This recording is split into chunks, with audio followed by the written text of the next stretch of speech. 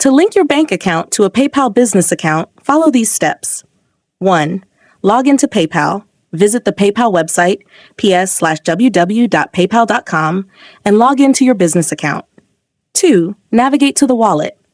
Once logged in, click on the wallet option at the top of the page on desktop or in the menu on mobile.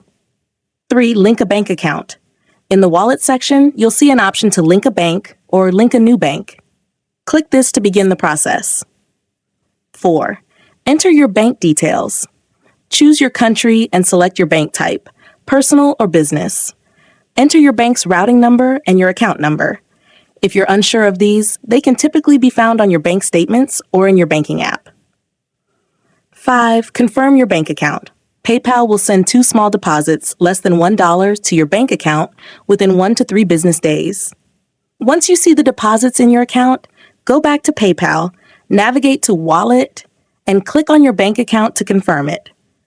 Enter the exact amounts of the 2 small deposits. 6.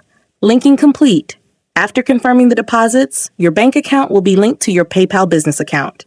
You can now use it for payments, transfers, and withdrawals. You can also opt for an instant verification method where you log into your bank account through PayPal if your bank is supported.